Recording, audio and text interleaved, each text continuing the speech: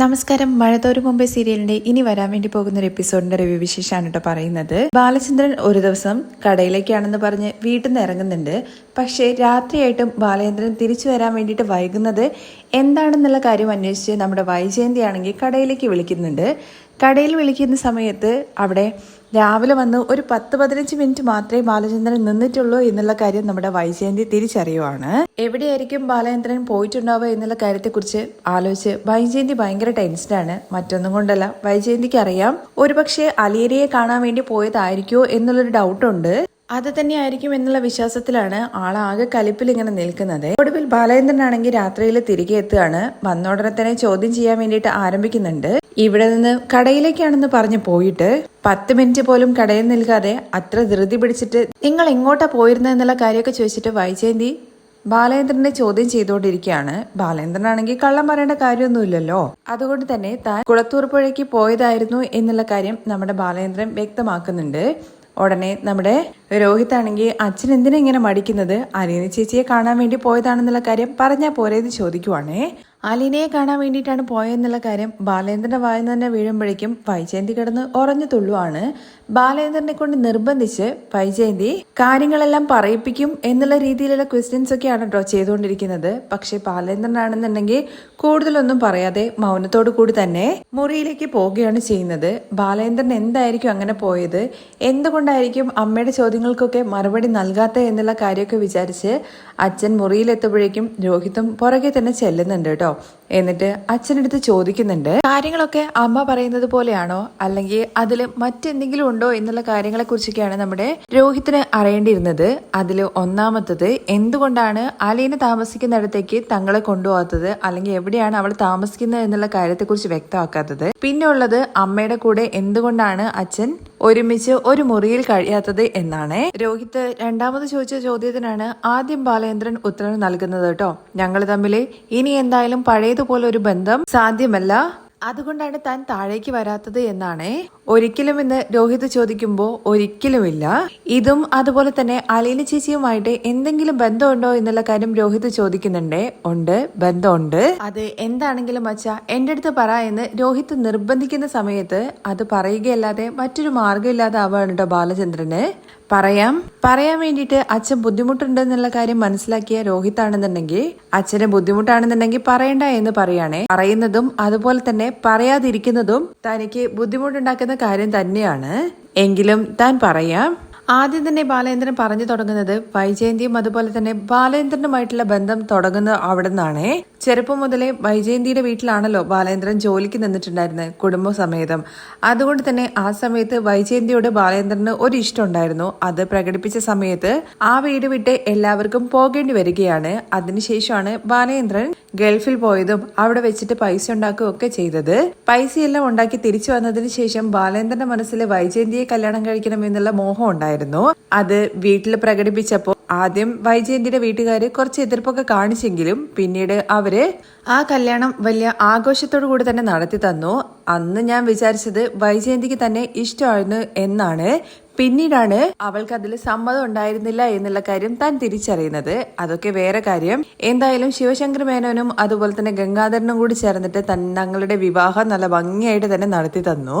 ഇതിപ്പോ എന്തിനാണ് പറയുന്നത്, ഇതും അതുപോലെ തന്നെ അലീന ചേച്ചിയുമായിട്ട് എന്താണ് ബന്ധമുള്ളത് എന്നുള്ള കാര്യമായിരിക്കില്ലേ നീ ആലോചിക്കുന്നുണ്ടാവുക. ഞാനും വൈജയന്തിയും തമ്മിൽ ഒന്നിക്കാനുണ്ടായ സാഹചര്യത്തെ കുറിച്ച് നിന്റെ അടുത്ത് പറഞ്ഞു എന്ന് മാത്രമേ ഉള്ളൂ എന്ന് നമ്മുടെ ബാലേന്ദ്രൻ രോഹിതിന്റെ അടുത്ത് വ്യക്തമാക്കുന്നുണ്ട്. തുടർന്ന് അലീന വന്നതിന് ശേഷമുള്ള കാര്യങ്ങളാണ് പറയുന്നത്. അലീന വന്ന സമയത്ത് നിങ്ങൾ എല്ലാവരും നിങ്ങളുടെ അമ്മയെ പോലെ തന്നെ അവളുമായിട്ട് യുദ്ധം ചെയ്യാനാണ് നിന്നിട്ടുണ്ടായിരുന്നത്.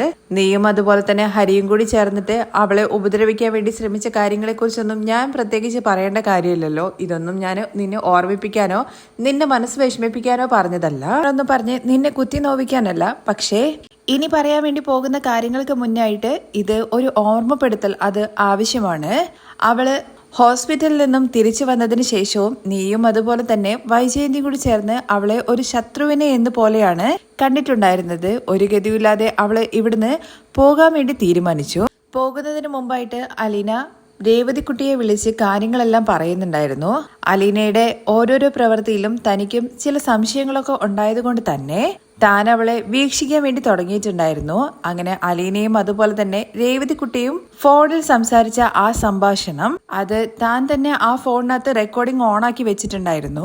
ഫോണ് താൻ കൈക്കലാക്കുകയും ആ റെക്കോർഡിംഗ് താൻ കേൾക്കാൻ ഇടയാവുകയും ചെയ്തു. സംഭാഷണത്തില് ഞാനും അതുപോലെ ഹരിയും കൂടി നടത്തിയ പ്ലാനും കൂടി ഉണ്ടായിരുന്നു അല്ലേ എന്ന് ചോദിക്കുവാണേ. അതെ, ഞാൻ അവളടുത്ത് എത്ര ചോദിച്ചിട്ടും അവള് എന്റെ അടുത്ത് കാര്യങ്ങളൊന്നും തുറന്നു പറയാൻ വേണ്ടിയിട്ട് തയ്യാറായിരുന്നില്ല. അച്ഛാ, ഞാൻ ആദ്യം വിചാരിച്ചത് അലീന ചേച്ചി അച്ഛൻ്റെ അടുത്ത് സത്യങ്ങളെല്ലാം തുറന്നു പറഞ്ഞു എന്നാണ്. ഇല്ല, അവൾ ഒന്നും എന്റെ അടുത്ത് തുറന്നു പറഞ്ഞിട്ടുണ്ടായിരുന്നില്ല. ആ ഫോൺ വിളിയിലൂടെയാണ് താൻ ആ കാര്യം അറിഞ്ഞത്. അത് മാത്രമല്ല, ആ ഫോൺ വിളിയിലെ മറ്റൊരു കാര്യം കൂടി തനിക്ക് അറിയാൻ വേണ്ടി സാധിച്ചു. താൻ അതുവരെ വെട്ടിപ്പിടിച്ചതും സ്വന്തമായിട്ടുണ്ടാക്കിയ സാധനങ്ങളെല്ലാം ഒറ്റ നിമിഷം കൊണ്ട് തകർന്നടിയുന്നത് പോലെയാണ് തനിക്ക് അന്ന് തോന്നിയത്. ഇത് കേട്ട നമ്മുടെ രോഗിയാണെങ്കിൽ എന്തായിരുന്നു അച്ഛാ അതിനകത്ത് ഉണ്ടായിരുന്നതെന്ന് ചോദിക്കുവാണേ.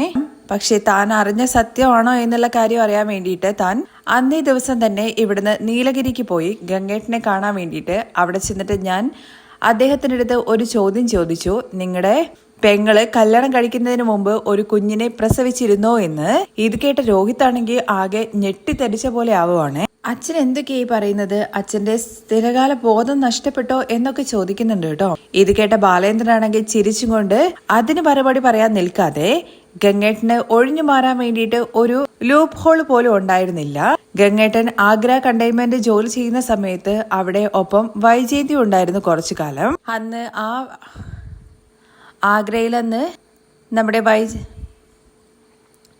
ആഗ്രയിൽ നിന്റെ അമ്മയ്ക്ക് അന്ന് ഒരു സ്കൂളിൽ ജോലി ഉണ്ടായിരുന്നു. ആഗ്ര കണ്ടെയ്ൻമെന്റില് നമ്മുടെ ഗംഗേട്ടന്റെ കീഴില് ഒരു സബോർഡിനേറ്റുമായിട്ട് നിന്റെ അമ്മ അന്ന് പ്രേമത്തിലായിരുന്നു. ഡൽഹിയിലേക്ക് നമ്മുടെ ഗംഗേട്ടൻ പോയതിനു ശേഷം വൈജയന്തിയും അവളുടെ കാമുകരും കുറച്ചു കാലം ഒന്നിച്ചായിരുന്നു താമസിച്ചിട്ടുണ്ടായിരുന്നത്. ബാലേന്ദ്രന്റെ വാക്കുകൾ കേട്ട് രോഹിത്തിന്റെ അവസ്ഥയാണെന്നുണ്ടെങ്കിൽ ആകെ എന്താ പറയാ, നെഞ്ചിനുള്ളിലേക്ക് കത്തി കയറുന്ന ആ ഒരു രീതിയിലുള്ള വേദനയാണ് കേട്ടോ രോഹി അനുഭവിച്ചുകൊണ്ടിരിക്കുന്നത്. രോഹിത്തിന് ഈ കാര്യങ്ങളൊക്കെ വിശ്വസിക്കാൻ ബുദ്ധിമുട്ടാണെന്നുള്ള കാര്യം അറിയാം. പക്ഷെ വിശ്വസിക്കേണ്ട സത്യങ്ങളും ഉണ്ട്. ഇതെല്ലാം കേട്ട നിന്റെ അച്ഛന്റെ അവസ്ഥ എന്തായിരുന്നു എന്നറിയോ? അന്ന് ആത്മഹത്യ ചെയ്യണോ അതോ കൊലപാതകം നടത്തണോ എന്നുള്ള കാര്യം പോലും അറിയാതെ ഒരു ഭ്രാന്തനെ പോലെയായിരുന്നു ഞാൻ നടന്നിട്ടുണ്ടായിരുന്നത്. എന്നാൽ ഇതല്ല, നിന്നെ ഇതിനേക്കാൾ കൂടുതൽ ഞെട്ടിക്കുന്ന മറ്റൊരു സത്യം കൂടി എനിക്ക് പറയാനുണ്ട്. നെയ്യാറ്റിൻകരയിലെ ഒരു ഹോസ്പിറ്റലിൽ വെച്ചിട്ട് ഒരു പെൺകുഞ്ഞിനെ പ്രസവിച്ചു. ആ കുഞ്ഞ് മരിച്ചുപോയി എന്നുള്ള കാര്യം പറഞ്ഞ് നിന്റെ അമ്മയെ വിശ്വസിപ്പിച്ച് ആ കുഞ്ഞിനെ ഒരു അനാഥാലയത്തില് നിന്റെ മുത്തശ്ശനും അതുപോലെ വല്യച്ഛന്മാരും കൂടി ചേർന്ന് കൊണ്ടുപോയിട്ടു. ആ കുട്ടി അനാഥാലയത്തില് സ്വന്തം അച്ഛൻ ആരാണെന്നോ അമ്മ ആരാണെന്നോ സഹോദരന്മാർ ആരാണെന്നുള്ള കാര്യം അറിയാതെ അവിടെ വളർന്നു. ആ പെൺകുട്ടിയുടെ പേരാണ് അലീന, നിന്റെ അമ്മ പ്രസവിച്ച ആ മകൾ. അപ്പോഴേക്കും നമ്മുടെ രോഹിത്തിന്റെ പാതി ജീവൻ നഷ്ടപ്പെട്ടതുപോലെയാണ് തോന്നുന്നത്. അലീന ഈ വീട്ടിലേക്ക് വരുന്നതിന് മുമ്പായിട്ട് തന്നെ അവൾക്കറിയാമായിരുന്നു വൈജയന്തിയാണ് അവളുടെ അമ്മ എന്നും നിങ്ങളൊക്കെ അവളുടെ സഹോദരിമാരാണ് എന്നുള്ള കാര്യമൊക്കെ. ഇതോട് കേട്ടപ്പോഴേക്കും നമ്മുടെ രോഹിത്തിന്റെ മുഴുവൻ ജീവൻ പോയ അവസ്ഥയാവുകയാണ്. മനസ്സിലൂടെ അലീനയോട് ഒപ്പമുള്ള അലീന വന്നത് മുതലുള്ള എല്ലാ കാര്യങ്ങളും ഇങ്ങനെ ഓരോന്നായിട്ട് ഓടിക്കൊണ്ടിരിക്കുവാണേ.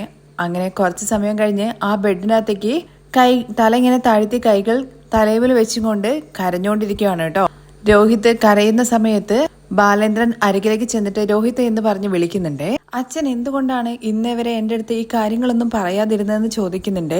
പറയാൻ സമയമായിട്ടുണ്ടായിരുന്നില്ല. ഇവിടെ മറ്റാർക്കും ഈ കാര്യങ്ങളെ കുറിച്ച് അറിയില്ല. അലീനയ്ക്ക് ഞാനൊരു വാക്ക് കൊടുത്തിട്ടുണ്ടായിരുന്നു ഈ കാര്യങ്ങൾ ആരും അറിയരുത് എന്ന്. പക്ഷേ അവൾക്ക് കൊടുത്ത വാക്ക് ധിക്കരിച്ചും കൊണ്ടാണ് ഞാൻ നിന്റെ അടുത്ത് സത്യങ്ങളെല്ലാം തുറന്നു പറഞ്ഞത്. എനിക്കെന്തെങ്കിലും സംഭവിക്കുന്നതിന് മുമ്പായിട്ട് ഈ സത്യങ്ങളെല്ലാം നീ അറിഞ്ഞിരിക്കണമെന്ന് എനിക്ക് തോന്നിയത് കൊണ്ടാണ് ഇപ്പോ നിന്റെ അടുത്ത് കാര്യങ്ങളെല്ലാം ഞാൻ പറഞ്ഞത്. അച്ഛൻ ഈ കാര്യങ്ങളൊക്കെ മുമ്പേ ഞങ്ങളെടുത്ത് പറയണമായിരുന്നു. അലീന ചേച്ചിയെ ഞങ്ങൾ ഒരുപാട് ഉപദ്രവിച്ചു. ഈ സത്യങ്ങളെല്ലാം തിരിച്ചറിയുന്ന അമ്മയുടെ അവസ്ഥ എന്തായിരിക്കും അച്ഛാ? സത്യങ്ങളെല്ലാം കേട്ട് നമ്മുടെ രോഹിയാണെന്നുണ്ടെങ്കിൽ കണ്ണെല്ലാം തുടച്ച് മുറിയിൽ നിന്നും ഇറങ്ങി പോകുന്നുണ്ടേ. രോഹി പോയതിന് പിന്നാലെ തന്നെ ബാലേന്ദ്രൻ ചെന്ന് നോക്കുമ്പോൾ പുറത്ത് പടിയിലിരുന്നു കൊണ്ട് നമ്മുടെ രോഹിത് ഭയങ്കരമായിട്ട് കരഞ്ഞുകൊണ്ടിരിക്കുകയാണ്. രോഹിത് നീ വാ, ഇവിടെ ഇരുന്ന് കരഞ്ഞ് അറിയാത്തവരെയും കൂടി നീ അറിയിക്കരുത് എന്നുള്ള കാര്യം പറഞ്ഞിട്ട് വിളിച്ചു കൂട്ടിക്കൊണ്ടു പോകുന്നുണ്ടേ. അച്ഛൻ എന്തുകൊണ്ടാണ് ഈ കാര്യങ്ങളൊന്നും നേരത്തെ പറയാണ്ടിരുന്നത്?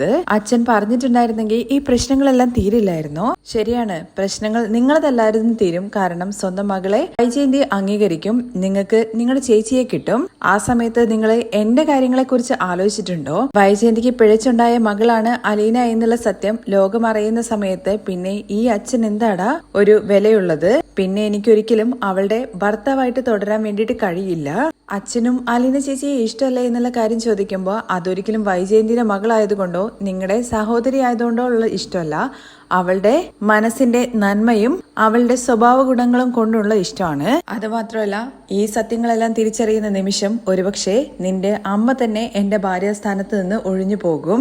നിങ്ങളുടെ ഈ പ്രായത്തില് സ്വന്തം അച്ഛനും അമ്മയും ഓരോ വഴിക്കും പോകുന്ന ആ ഒരു ദയനീയമായ അവസ്ഥ നിങ്ങൾക്കുണ്ടാവരുത് എന്ന് കരുതിയിട്ടാണ് താൻ ഇതുവരെ സത്യങ്ങളൊന്നും തുറന്നു പറയാണ്ടിരുന്നത്. ഞങ്ങൾ രണ്ടുപേരും പരസ്പരം ഈ സത്യങ്ങൾ മനസ്സിലാക്കിയതിനു ശേഷം എന്തായാലും ഒരുമിച്ചൊരു ജീവിതം മുന്നോട്ടുണ്ടാവില്ല.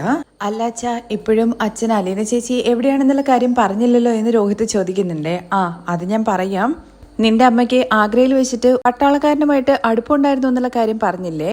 അദ്ദേഹത്തിന്റെ വിവരങ്ങൾ അന്വേഷിച്ച് അദ്ദേഹത്തിന്റെ കൈകളിലേക്ക് തന്നെ എന്ന് വെച്ചാൽ റിട്ടയർഡ് കേണൽ സ്റ്റാൻലി ജോസഫായ അലീനയുടെ അച്ഛന്റെ കൈകളിൽ തന്നെയാണ് ഞാൻ അവളെ ഏൽപ്പിച്ചത്. അവിടെ നിന്നുകൊണ്ടാണ് അവള് നിങ്ങളെ വിളിക്കുന്നതും സംസാരിക്കുന്നതും. ഈ കാര്യങ്ങളെല്ലാം അമ്മ ഒരു ദിവസം അറിയണ്ടേ എന്നുള്ള കാര്യം രോഹി ചോദിക്കുന്നുണ്ടേ. അറിയുന്ന ആ നിമിഷം പിന്നെ അച്ഛൻ നിങ്ങളോടൊപ്പം ഉണ്ടാവില്ല. അങ്ങനെ അച്ഛൻ നിങ്ങളോടൊപ്പം വേണ്ട എന്നുണ്ടെങ്കിൽ നിനക്ക് ഈ സത്യങ്ങൾ എല്ലാവരെയും അറിയിക്കാം. അച്ഛാ, അലീന ചേച്ചി നമ്മളോടൊപ്പം ഇവിടെയല്ലേ താമസിക്കേണ്ടത്? ചേച്ചി അങ്ങനെ എവിടെയെങ്കിലും പോയി താമസിക്കുന്നത് ശരിയാണോ എന്നൊക്കെ ചോദിക്കുമ്പോ ഇതിൽ കൂടുതലൊന്നും എനിക്ക് നിന്റെ അടുത്ത് പറയാനില്ല. ഞാൻ പറയേണ്ട കാര്യങ്ങളെല്ലാം പറഞ്ഞു. പക്വതയോട് കൂടിയിട്ട് ഒരു തീരുമാനം എടുക്കാനുള്ള പ്രായമൊക്കെ നിനക്കും ആയിട്ടുണ്ട്. എന്തായാലും നീ ഇന്ന് പോയിട്ട് ശാന്തമായിട്ട് ഉറങ്ങ്. നിനക്ക് ഇതിനുള്ള മറുപടി രാവിലെ ആകുമ്പോഴേക്കും കിട്ടുമെന്ന് പറഞ്ഞിട്ട് ബാലേന്ദ്രൻ രോഹിത്തിനെ മുറിയിൽ കൊണ്ടാക്കിയതിനു ശേഷം തിരിച്ച് മുറിയിലേക്ക് പോകുന്നുണ്ട്. ബാലേന്ദ്രനാണെന്നുണ്ടെങ്കിൽ തന്റെ സങ്കടം ഒരാളിലേക്ക് ഷെയർ ചെയ്തപ്പോൾ കുറച്ച് ഭാരം കുറഞ്ഞതുപോലെയാണ് തോന്നുന്നത്. എന്നാൽ രോഹിത്തിനാണെന്നുണ്ടെങ്കിൽ നേരെ ഓപ്പോസിറ്റും. രാത്രിയിൽ ഉറക്കം കിട്ടാതെ കുറെ നേരം അങ്ങോട്ടും ഇങ്ങോട്ടും നടക്കുന്നു. അതുപോലെ തന്നെ അലീന ചേച്ചി തനിക്ക് വേണ്ടിയിട്ട് ചെയ്ത കാര്യങ്ങളെ കുറിച്ചൊക്കെയാണ് കേട്ടോ നമ്മുടെ രോഹിത് ചിന്തിക്കുന്നത്. അന്ന് കേസിൽപ്പെട്ട സമയത്ത് തന്റെ ജീവൻ പോലും നോക്കാതെ തനിക്ക് വേണ്ടിയിട്ട് ചെയ്ത കാര്യങ്ങളെ കുറിച്ചൊക്കെ ഓർത്ത് ഒരു ഭ്രാന്തനെ പോലെ രോഹി അങ്ങോട്ടും ഇങ്ങോട്ടും നടക്കുവാണ്. തുടർന്ന് രാത്രി വെളുക്കുവാണ്. രാവിലെ തന്നെ രോഹിത് വന്ന് നോക്കുന്ന സമയത്ത് അച്ഛൻ സിറ്റൗട്ടിലിരുന്ന് പത്രം വായിച്ചുകൊണ്ടിരിക്കുവാണ്. രാവിലെ പതിവ് പോലെ തന്നെ അച്ഛന്റെ അരികിൽ എത്തുമ്പോൾ അച്ഛൻ ഗുഡ് മോർണിംഗ് എല്ലാം പറയുന്നുണ്ട്. തിരിച്ച് രോഹിയും ഗുഡ് മോർണിംഗ് പറയുന്നുണ്ട്. രോഹിയുടെ മുഖം കാണുമ്പോൾ കണ്ണെല്ലാം നന്നായിട്ട് ചുമന്നിരിക്കുന്നുണ്ട്. രാത്രിയിൽ ഉറങ്ങിയില്ലേ എന്ന് ചോദിക്കുകയാണേ. ഉറങ്ങിയെന്നാണ് രോഹിത്തിന്റെ മറുപടി. പക്ഷെ രോഹിത്തിന് ഒരു പൊടി പോലും ഉറങ്ങാൻ വേണ്ടിയിട്ട് പറ്റിയിട്ടുണ്ടായിരുന്നില്ല. അതിനുശേഷം നമ്മുടെ അലീനയെ തനിക്ക് കാണണമെന്ന് പറഞ്ഞിട്ട് വിങ്ങിപ്പൊട്ടുവാണ് രോഹിത്. എനിക്ക് അലീന ചേച്ചിയെ കണ്ടേ പറ്റുള്ളൂ എന്ന് അച്ഛൻ്റെ അടുത്ത് പറയുകയും തൻ്റെ അങ്ങോട്ട് കൊണ്ടുപോകാൻ വേണ്ടിയിട്ട് നിർബന്ധിക്കുകയും ചെയ്യുന്നുണ്ട്. നമ്മുടെ രോഹിയുടെ മാനസികാവസ്ഥ മനസ്സിലാക്കിയ ബാലേന്ദ്രനാണെന്നുണ്ടെങ്കിൽ നിന്നെ കൊണ്ടുപോകാം, ഇന്നല്ല നാളെ കൊണ്ടുപോകാം എന്ന് പറഞ്ഞിട്ട് ആശ്വസിപ്പിക്കുകയാണ്. നിറകണ്ണുകളിൽ നിൽക്കുന്ന രോഹിത്തിനെ ആരെങ്കിലും നോക്കുന്നുണ്ടോ എന്നുള്ള കാര്യം നോക്കിക്കൊണ്ട് തന്നെ രോഹിത് കണ്ണെല്ലാം തുടച്ച് നേരെ മുറിയിലേക്ക് പോകുകയും ചെയ്യുകയാണ്.